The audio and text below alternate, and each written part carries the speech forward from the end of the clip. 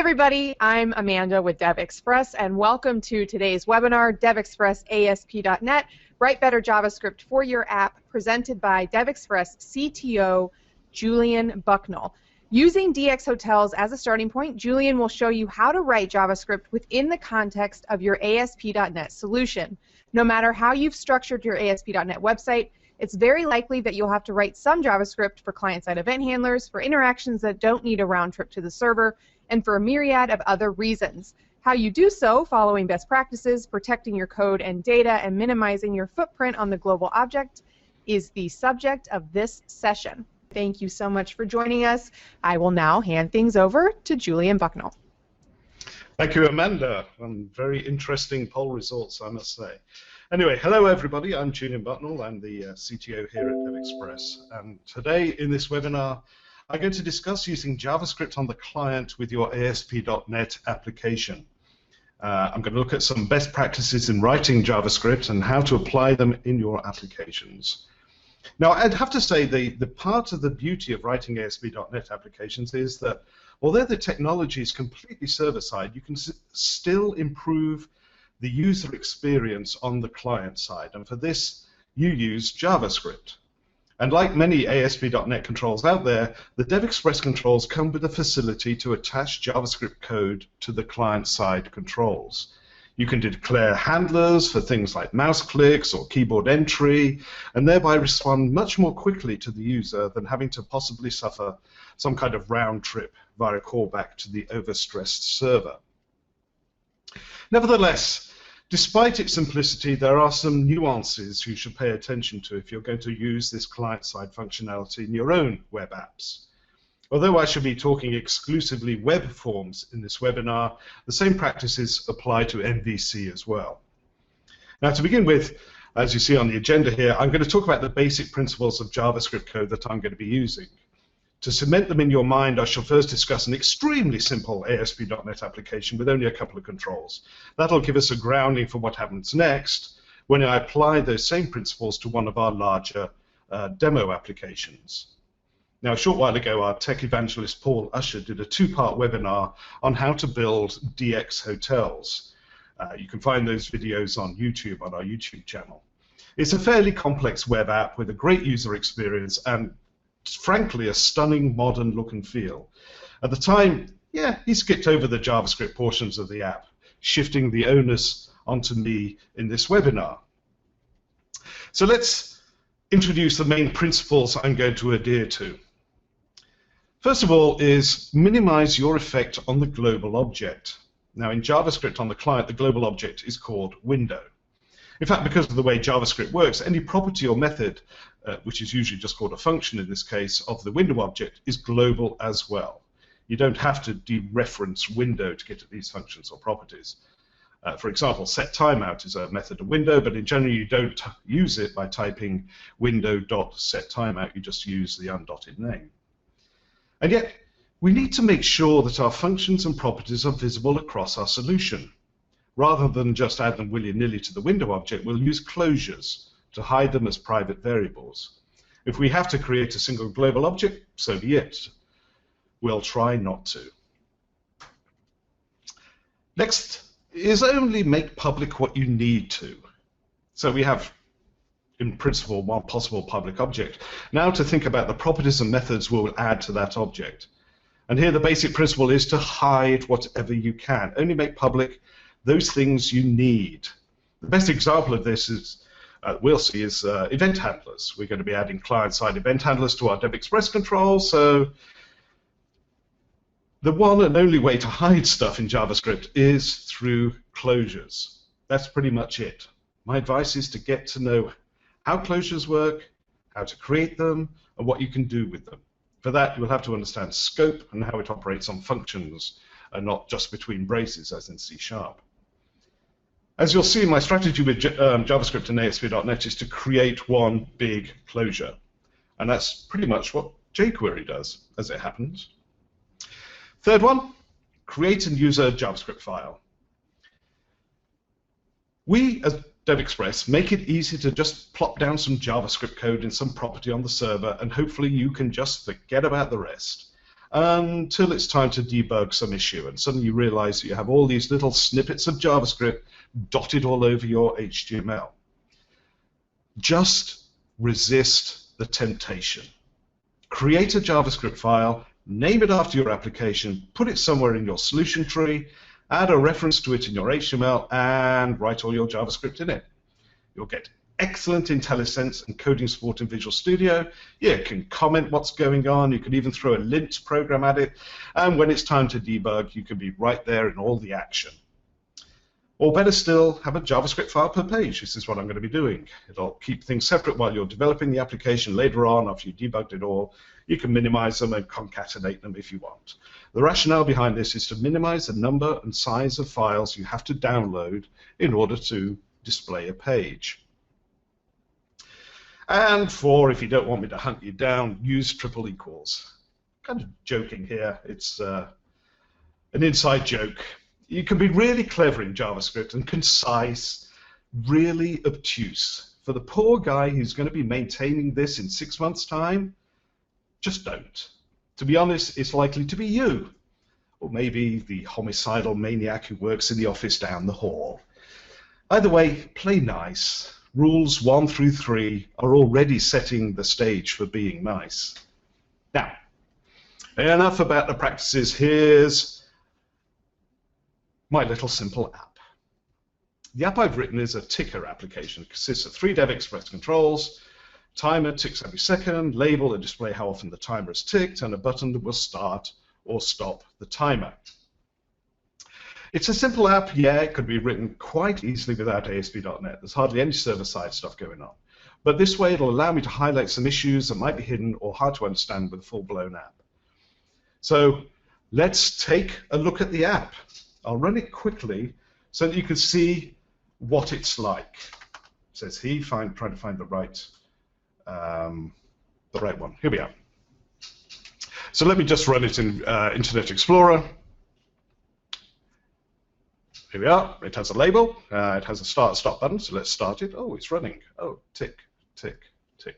Very simple application. I can stop it. I can start it again. So let's see now how it actually works. Here's all the code. You can see the 3 controls. We have a timer control. We've added a tick handler to the timer control, and here's the label that was updating, and here's the button, and we've added a click handler to the button. Let's quickly look at the tick handler, since it's way less code. All it does is increment a counter and then sets the label text to the string version of the counter. The counter variable itself has to be declared outside the function since it represents some state in the application. Click handler has another state variable is running, indicates whether the timer is ticking away or has actually stopped. If the timer is running, then we stop the timer, we set the text to stopped, and we set is running to false. And the opposite case, we enable the timer, we set the text to running, it's going to get updated by the timer, set is running to 2, and reset the counter. All in all, some pretty straightforward client-side code. So let's pull it apart mercilessly. There's the event handler code blocks here. So we have this event handler code block and this one here. How did I write them? And there's these stupid little state variables. They are global. I hated adding them, but they have to be there where the code is written. I don't know about you, but after many years programming under my belt, global variables really suck. They really rankle. They are a huge code smell. They're dangerous, even more so in JavaScript since they are so easily overwritten. I didn't, for example, spend any time making sure these global names, counter and is running, were actually global names that already existed. I just typed them in. So there's that. And as I said, these, how did I write them? Well, there are 2 ways, essentially. You can either type them directly into the ASPX file. Here we are. Boom, boom, boom. Or you can use the client-side events editor. The first way I do not recommend at all. You'll have absolutely zero help from Visual Studio. All Visual Studio can see is this is a string. Here's the end of the string, here's the beginning of the string, and this is the string. It knows nothing about what's going in that string. It could be my name and address for all it knows. So we'll, skip that option. And despite our best intentions, option B, the client-side events editor, is not, that much better.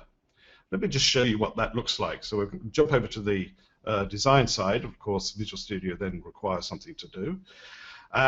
So let's have a look at the click handler for ASPX button, which is our button. And this is what it looks like. So here's our click handler. So yes, it's an editor. But let me count the issues here. There's no IntelliSense here. I have to know it's called is running and how it's spelled with a capital R in there. You don't see any of the other event handlers, like the one, the tick for the ASPX timer. We're stuck in this dialog. Unfortunately, for some reason, the font is not monospace. There's no typing assistance when coding, things like auto indent. It just appears at the left-hand side of the editor line. And there's no auto indent smart tabs. Like, beware using double quotes. I deliberately showed this. Here's a string with a single quotes delimited, and here's a string with a double quotes delimited.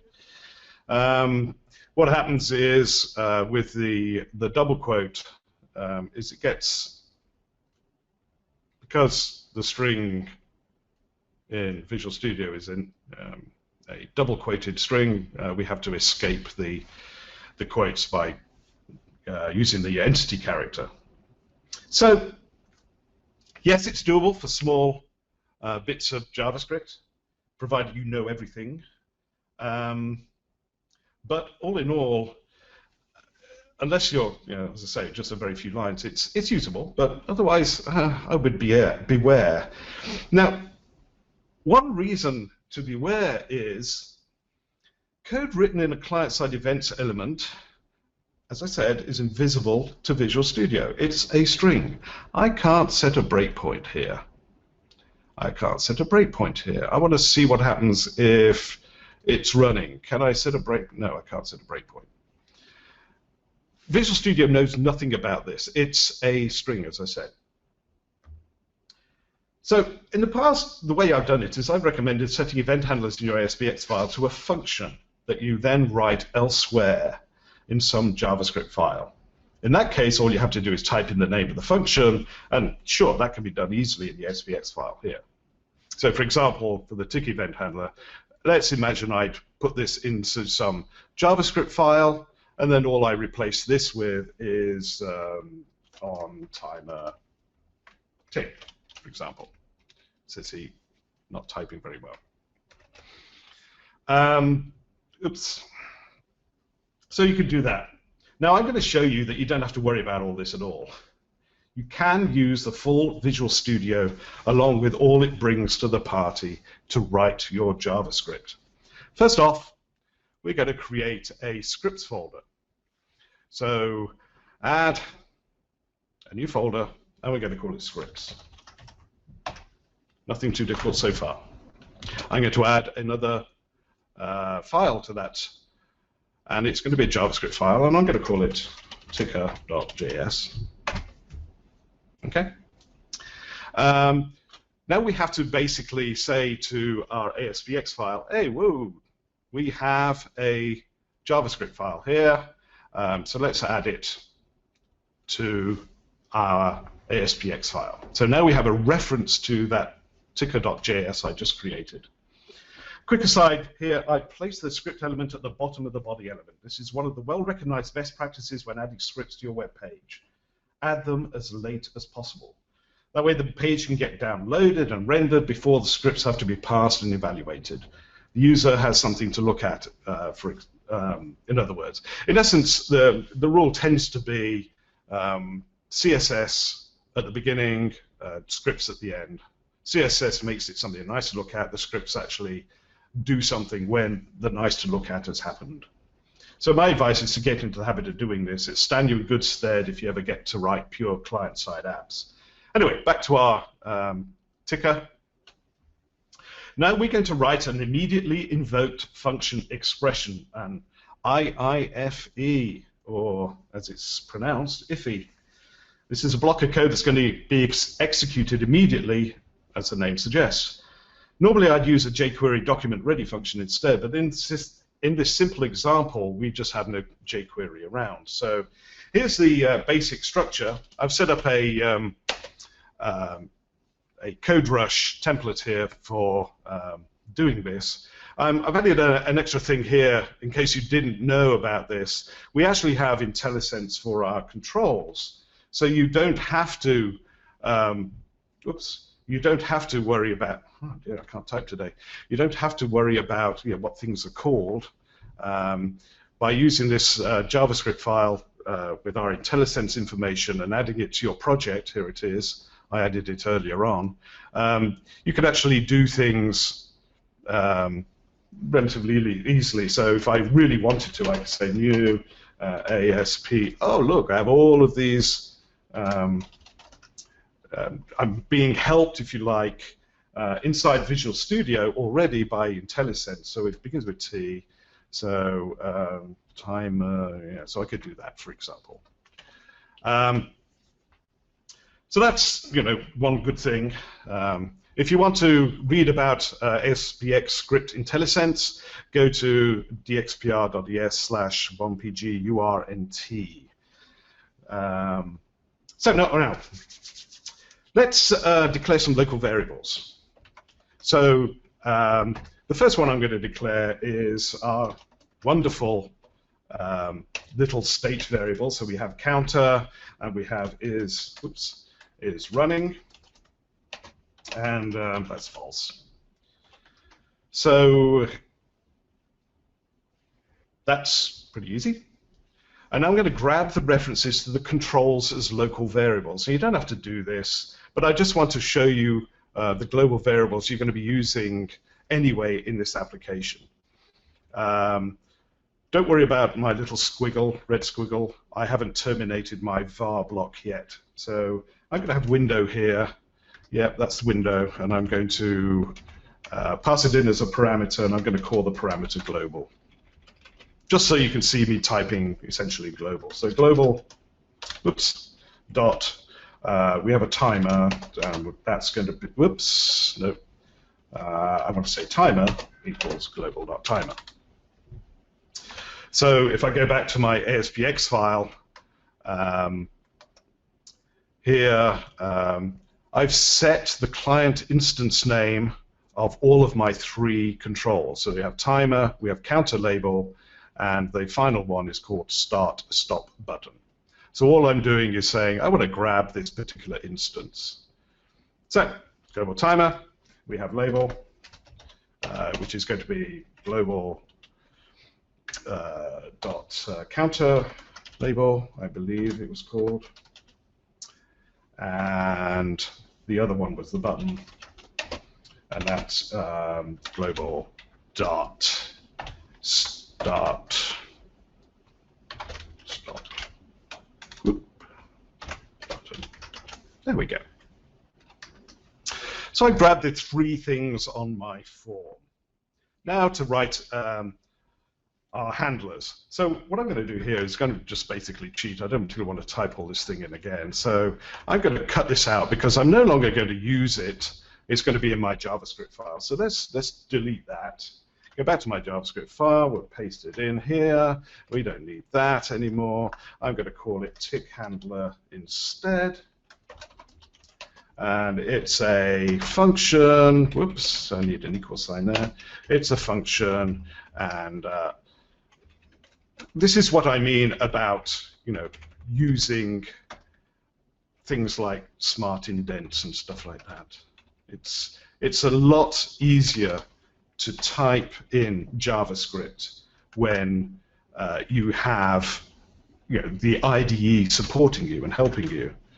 So let me just copy this particular event handler out as well. So we'll kill that jump back into our JavaScript, and paste it in, take out the rubbish we don't need, bum, bum, bum, we don't need that, and it's going to be called click handler this time, and it's a function, and this is the stuff. Oh dear. Let me just tab that in a bit. Oh, something else that Visual Studio helps me do.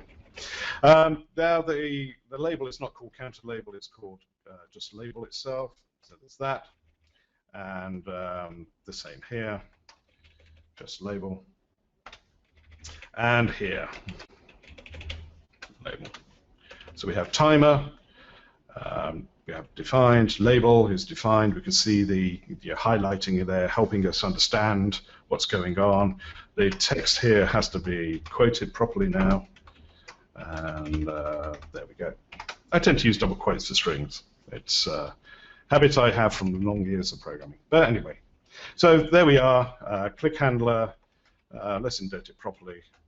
Boom. We have, those are our local variables. They're not visible outside this particular function.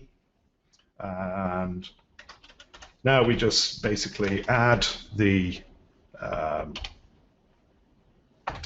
handlers to our events. And this one is tick handler, yep, that one.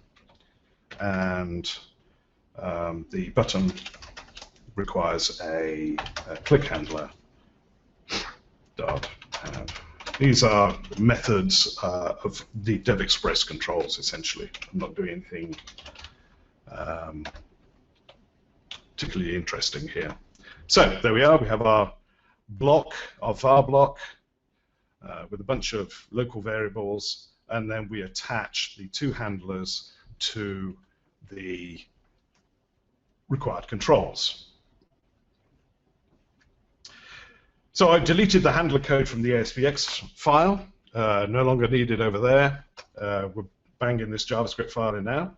So there's a couple of things to notice about this code. First of all, most importantly, the only reason it works is when this function executes, it creates a closure.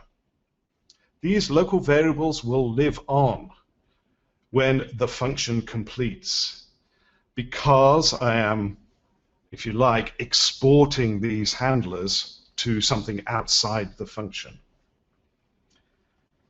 Closures, again, are one of the most important and amazingly simple things about JavaScript. They give you private variables. There's no two ways about it. Just learn about closures and how to use them and when. Second, take a good long look at this code. Although I've referenced global variables, I have not created any global variable at all. None. Nada, zip, zilch. There is no way I could have trampled on some global that I knew nothing about. Third, this code actually passes Jslint. A lint program is kind of semi-important in JavaScript because JavaScript is interpreted at runtime, or rather, if you like, it's compiled and run at runtime. There's no way of having a compiler tell you about errors in your code. So we can use a lint program. This comes from the old C days. And what I'll do is I'll just paste this code in here into Jslint, is the first lint program ever written for JavaScript. And it will tell me if I have any errors. And I have no errors. You can, in fact, jump back over here. There is a plugin for Visual Studio called jslint.net, which does exactly the same thing, but with inside Visual Studio. Oh, it says 4 Jslint errors found. I wonder what they are. I need to look at the error list. Oh, unused SESE. Oh, yeah, so Visual Studio is actually telling me because it's dimming those particular variables, so we just take them out. We don't need them. Not used. So now we can lint it again, and everything gone. Oh, it's expecting a... don't know where it's expecting a... Oh, no, don't worry about that. That's elsewhere. Not my code. Anyway, so I've linted it. Looks okay. There's no warnings about referencing something I don't know about. So let's see if it works. The ultimate test, if you like. Let's start. Tick, tick, tick. Stop. Start it again. Tick, tick, tick. So it works. Now that we've seen how to do this for a small ASP.NET web app, let's just take a look at a big one, so DX Hotels. First of all, though, I want to discuss the strategy I'm going to be using. So,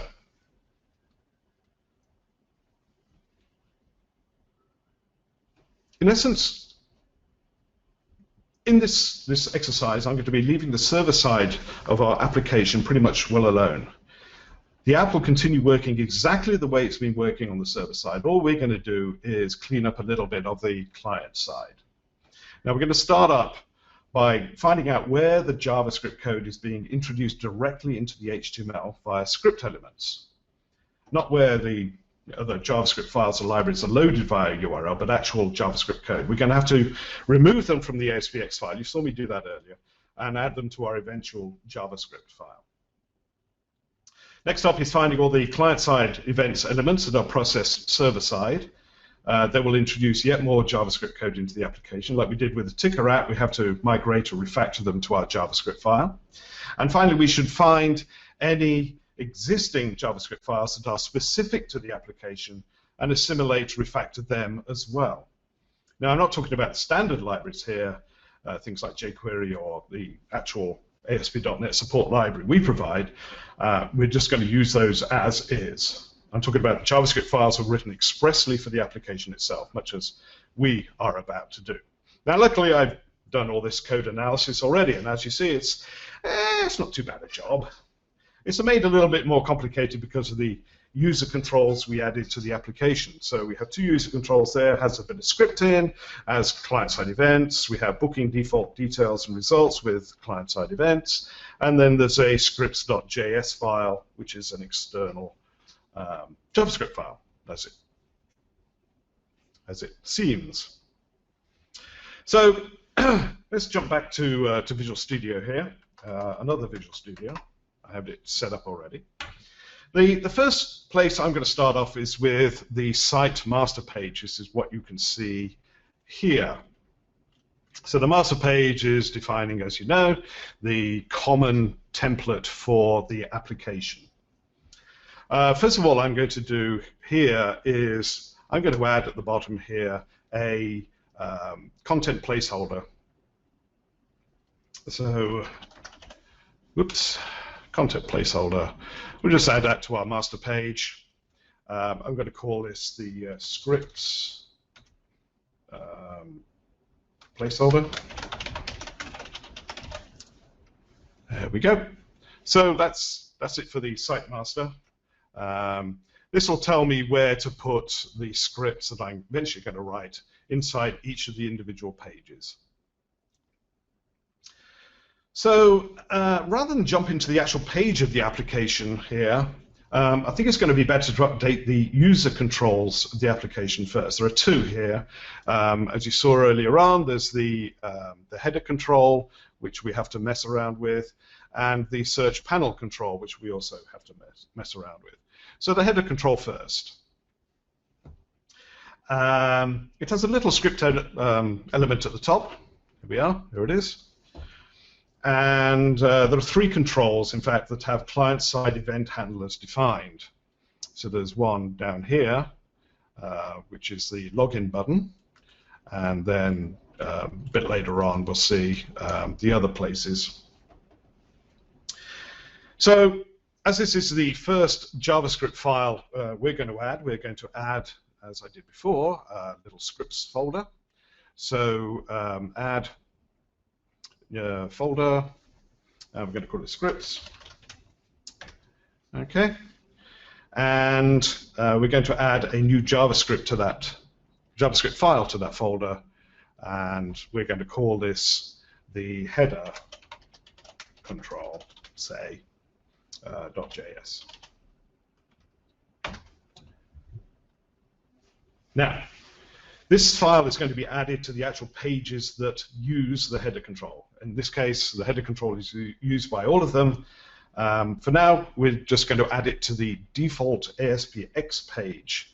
We need to add a content block at the end, and we need to point it to our placeholder, which is called scripts placeholder, and we don't need all that. So, and then we drag, for a start, I didn't need to do that.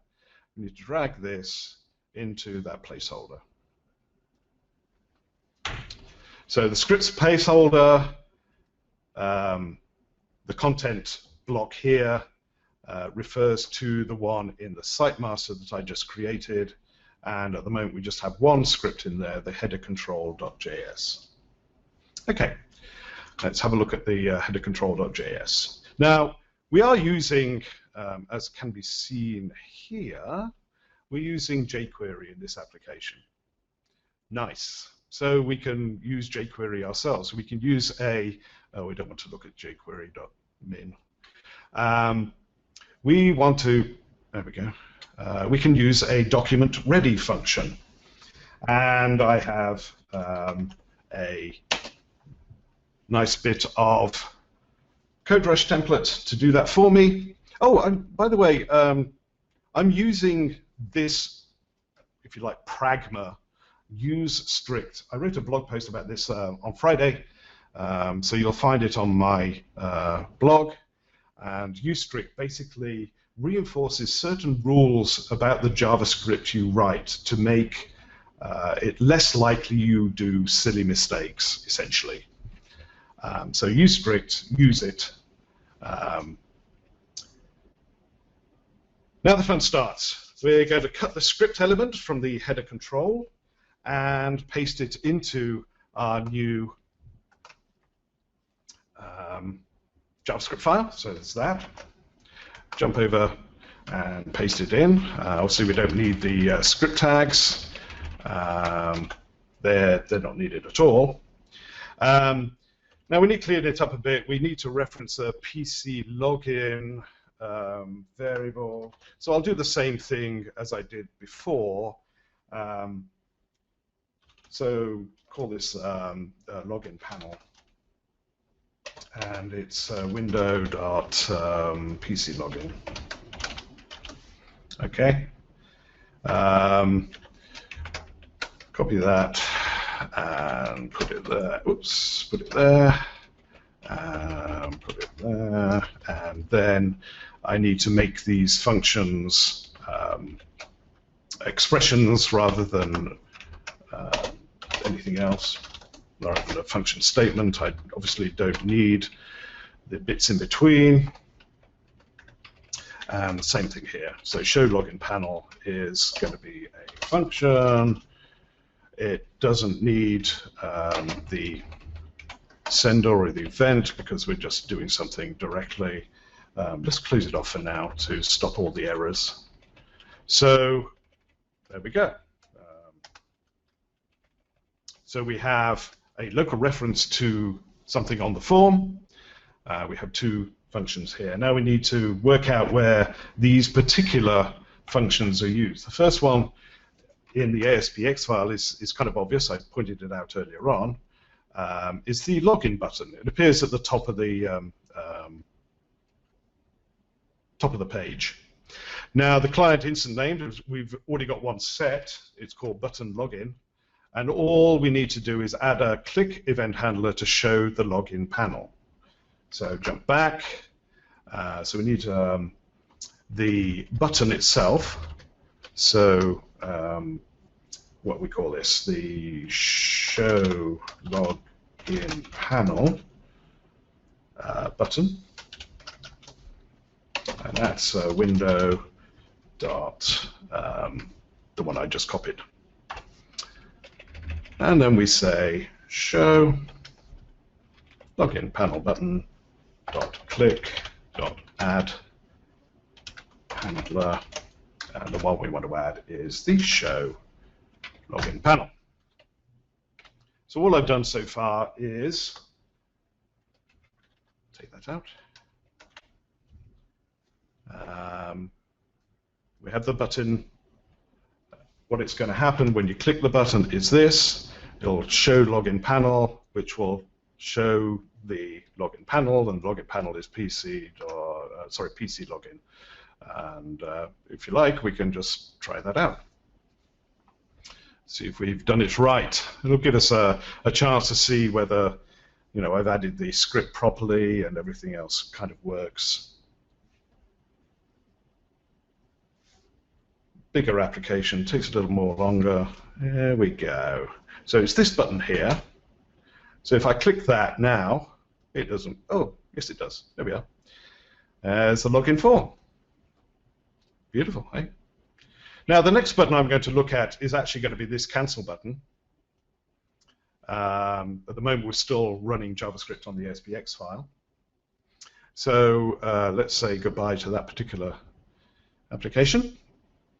And we'll do a search for client-side events. Oops, I didn't type that very well. There we go. So now, if you remember the previous client-side events click handler I removed, just had show login panel. What the developer did, and when he wrote this particular client-side event, is actually wrap hide login panel inside another event handler. And here's that other event handler.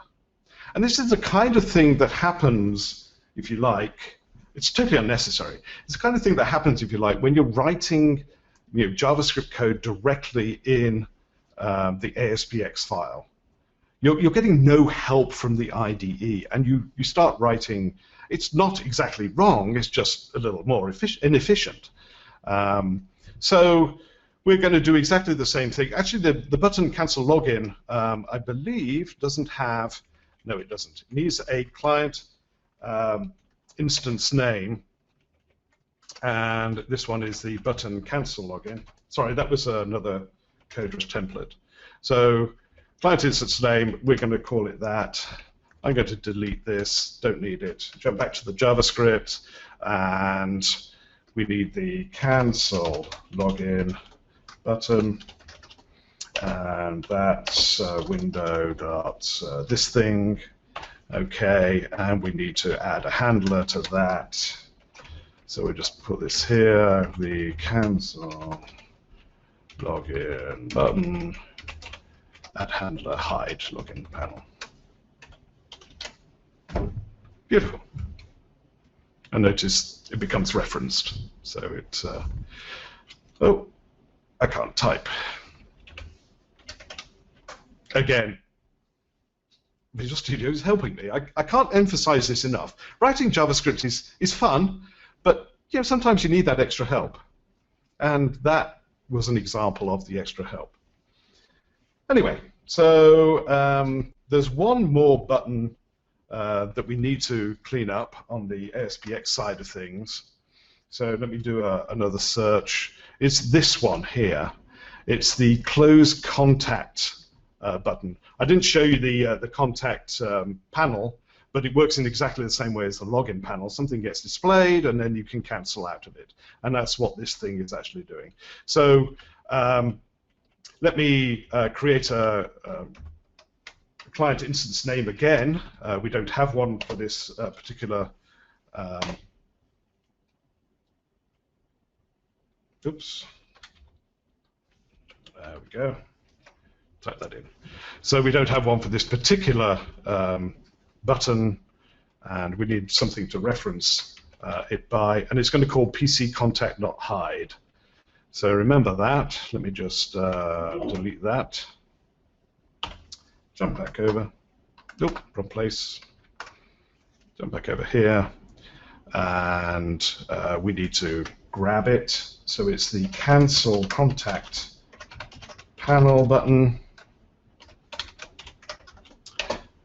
is window dot this, brilliant, and we then need to write a quick cancel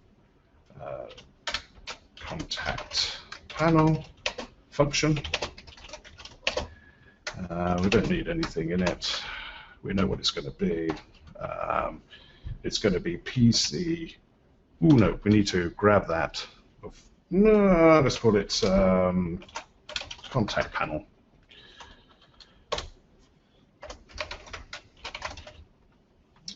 Dot hide, and then I need to create one of those. Contact panel is window dot PC contact.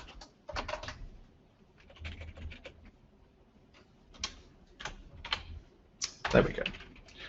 So cancel contact panel is the function we want to add to our this thing, to our button. Dot click dot add handler. Oops. This thing. There. So, oh no, cancel contact panel. There we go. And again, just to reinforce the point, it's nice having Visual Studio helping me. You can't do this kind of thing inside the client-side events editor. So I now have my 3 buttons, which had click handlers, boom, boom, boom.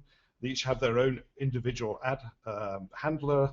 So we have show login panel, hide login panel, cancel contact panel, and they're the 3 functions, and these are our local variables. And again, we are in a function, so when the function terminates, the closure has been created, and all of these local variables will still be live. Now, again, let's quickly check with Jslint. I'll do the internal one. The one error found is going to be somewhere I don't care. So if you, where's my errors? Unused dollar in header control. Oh, sorry. Yeah, I don't need that. That is actually, when you use a document ready function, the first parameter is actually jQuery itself. I'm not using it in this particular function, so I might as well get rid of it. So let's remove that, and fine, we're done. So now to run it, we'll open the login pop-up first, just to show that my cancel button works. We already know that the login button itself works. So login, click on that. There's the login form, and cancel. Yeah, it works. Here's the contact button. So display the contact panel, and this should work. So the code works. We did good. Let's move on to the search panel user control now.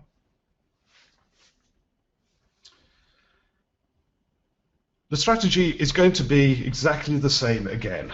We're going to find the JavaScript, the script tags that declare some JavaScript code. Let's close that. I don't know why it opened. So the search panel. We have this script. Notice what the script is doing. It's declaring a global variable, global function here called calcrooms. It's declaring a global function here called setChildMax. Calcrooms is not actually used anywhere else but inside setChildMax. So it's a global that shouldn't even be global, if you like. The validate and perform search is another button. So the strategy is exactly the same as before. We basically have to copy our, create a content block. Oops. No, we don't have to create a content block. Sorry. Go back over here. We need to create a JavaScript file. That's what we need to do. So add a JavaScript file, and it's the search panel control.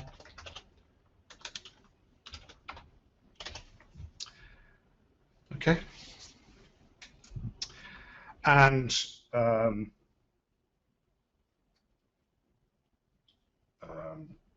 just a moment, let me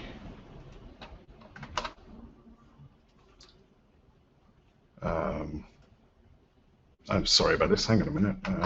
Oh, that's why. Okay, I need to just, there we go. Sorry about that. Minor mishap on the old. There we go. So the strategy, same again. First of all, we're going to create a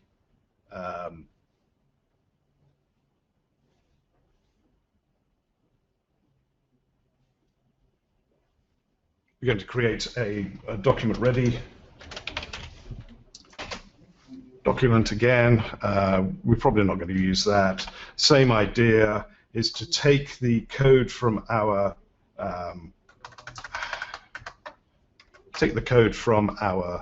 script block, paste it into the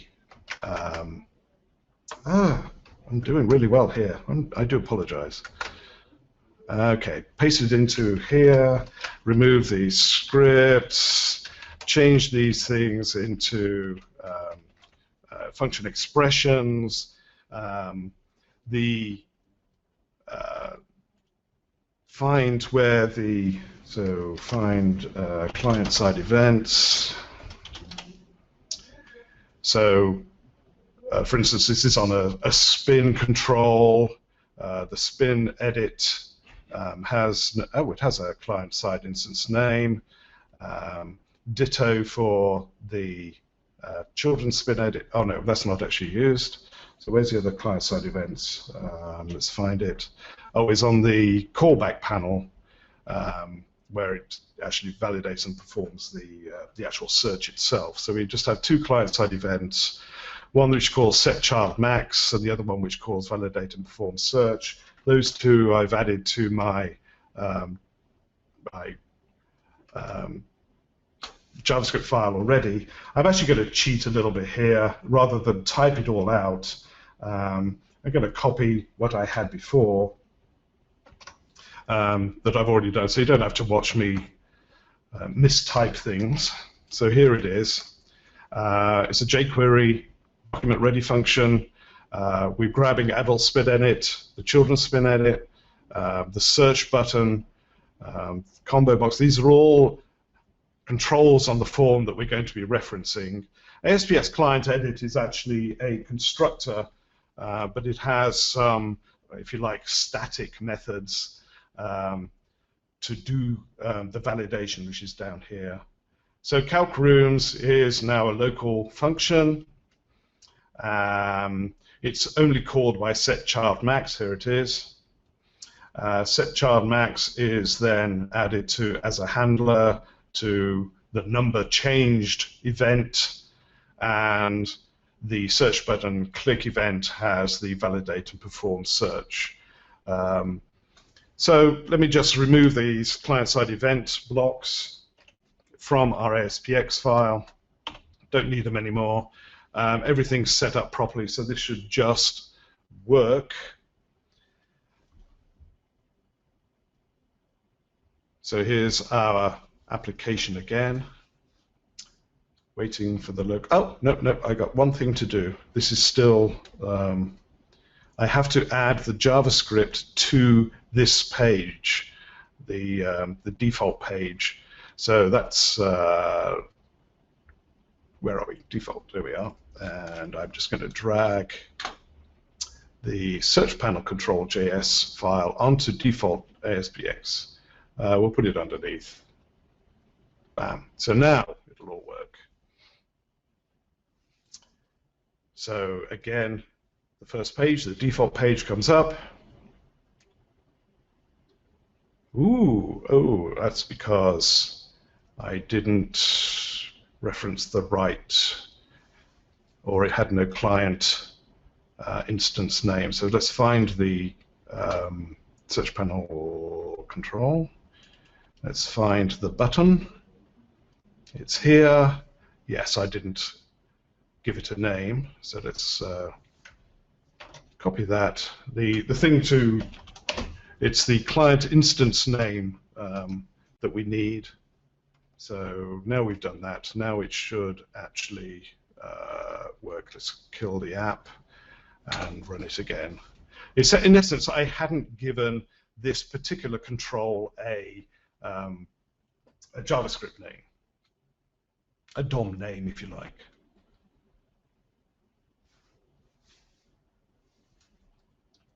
Okay, and here's our search panel. Let's drop down the list. We have this. If we increase the number of adults, the number of rooms starts changing because we only have a maximum of 2 adults per room, and so on and so forth. So, in essence, I've hooked up everything, and if the search works, I've hooked up the search button as well. So yes, there we have our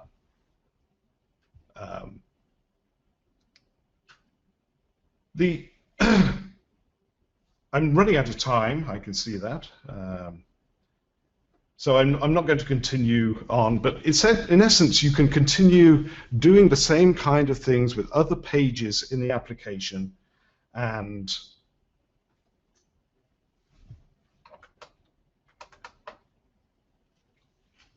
have a properly written JavaScript client-side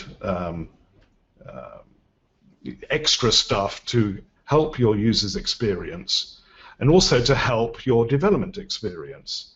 I hope I've managed to persuade you that even though the out-of-box JavaScript support in the DevExpress ASP.NET Control Library is so simple to use, it's very easy to extract all this out and provide even more functionality very quickly with better support from the IDE in writing the code, better reuse of the code, the better abilities to lint the code to avoid obvious errors, and better debugging support as well.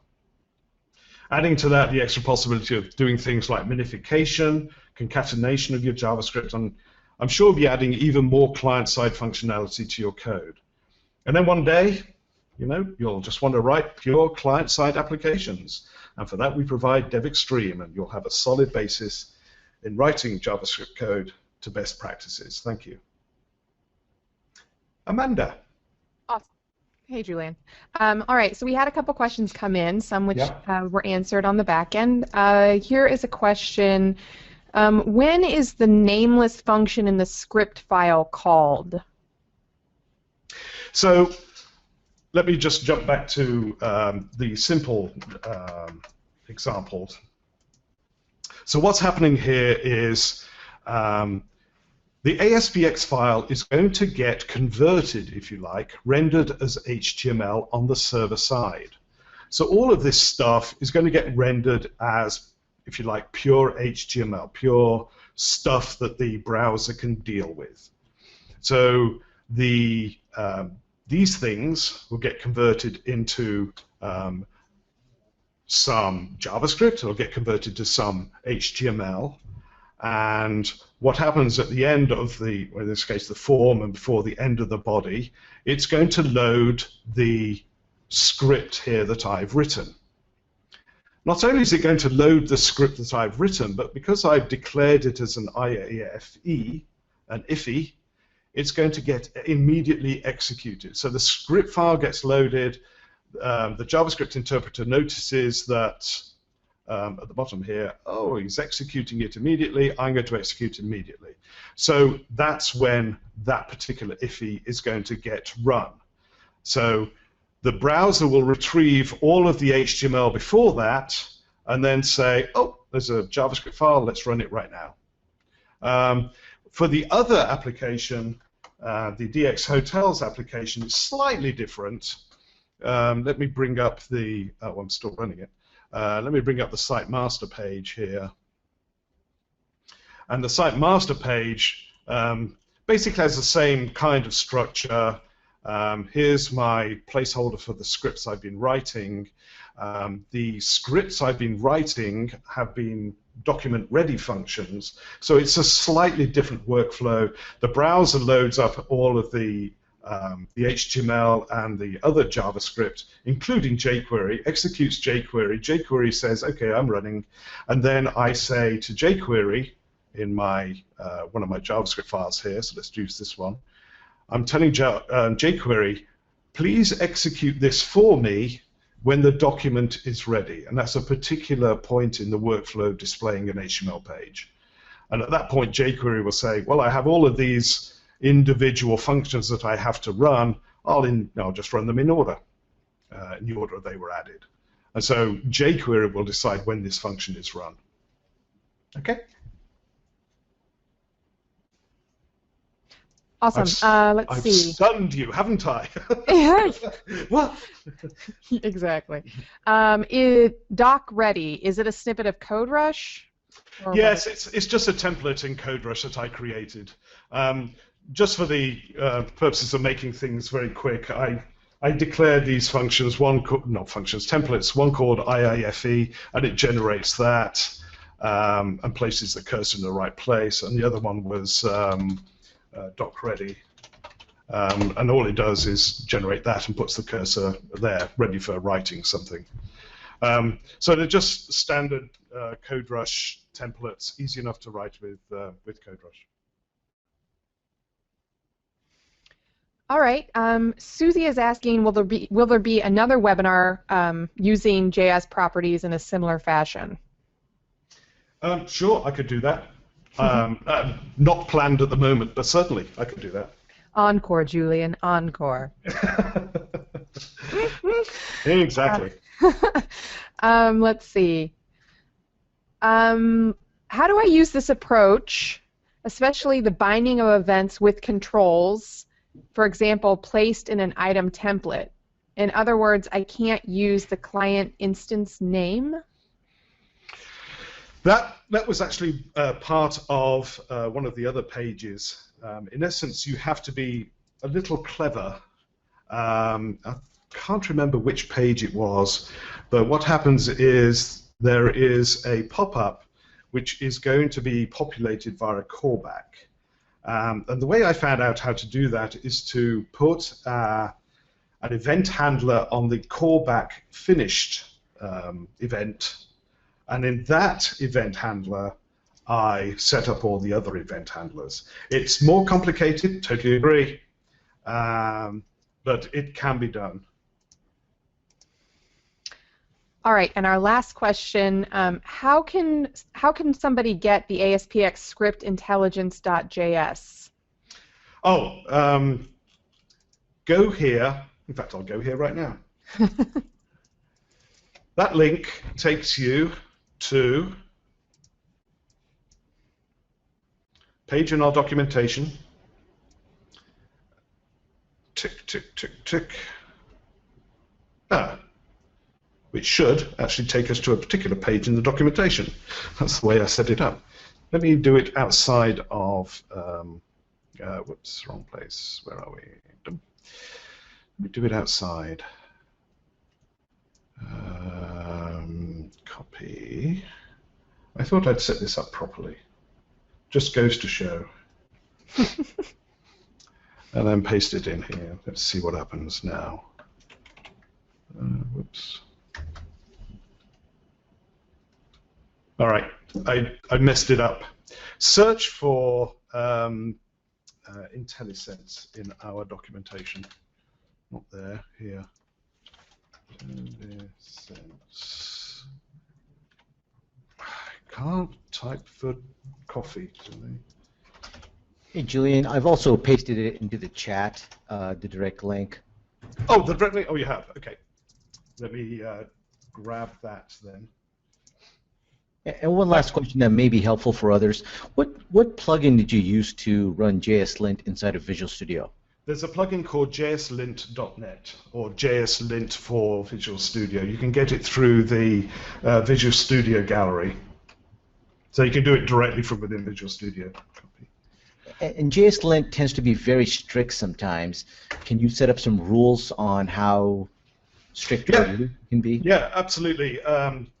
The nice thing about Jslint.net is that I can set the various options within jslint.net itself. So I select this. I tolerate, as it says, messy white space.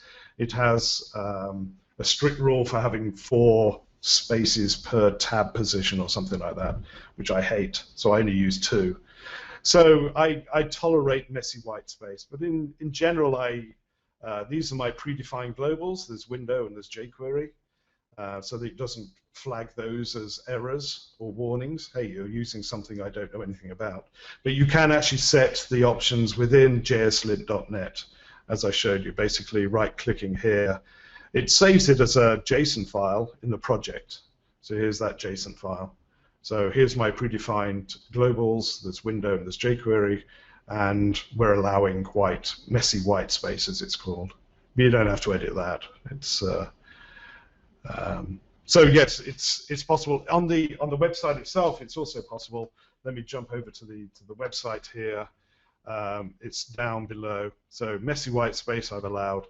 Unused parameters. I was going to show you, but I ran out of time. A way of using the each function in jQuery to iterate through a set of events.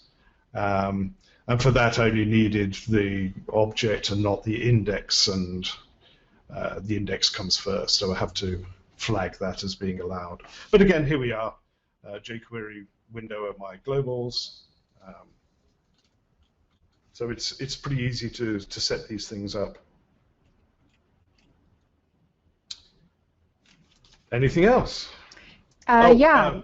Here we are, IntelliSense for Client API. So look for that. Oh, yeah. Perfect. It's document 8122. And ignore this. It's Visual Studio 2013 as well. That's what I'm using. Yep, next. What does the content tag do on ASP.NET exactly?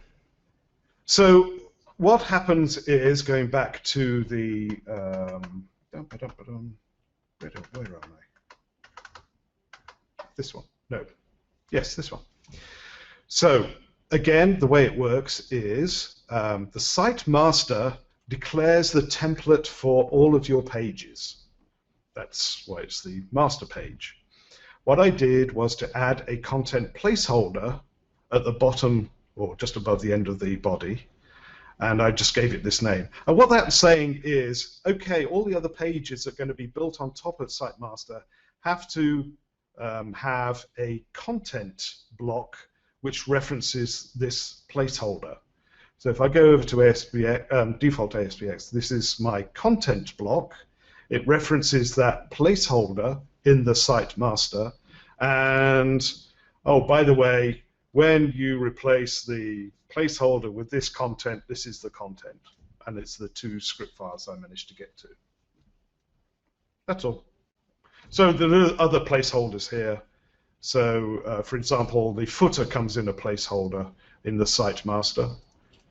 This is just, if you like, standard footer placeholder. It's just standard ASP.NET. You're creating a master file, which is a template, and you have to define blocks within that template, which are going to be replaced by stuff in the actual pages. That's all. Great. That is all of the questions. Well, thank you, everybody, and thank you, Amanda. Awesome. Thanks, Julian. All right, everybody. As always, you can check out our webinars page for new and upcoming webinar content at devexpress.com/webinars. I did post the link in the chat box. We have quite a few upcoming webinars that you can check out all through the month of March. Priming for WPF, parts 1 and 2. Best practices for optimizing ASP.NET performances, also a 2-part series. And create an MVC website inspired by Microsoft Outlook.com is coming up at the end of March 26th. You can check all of those out again on our webinars page and register for them today. And again, this webinar will also be available later on our DevExpress YouTube channel for you to watch at your own convenience.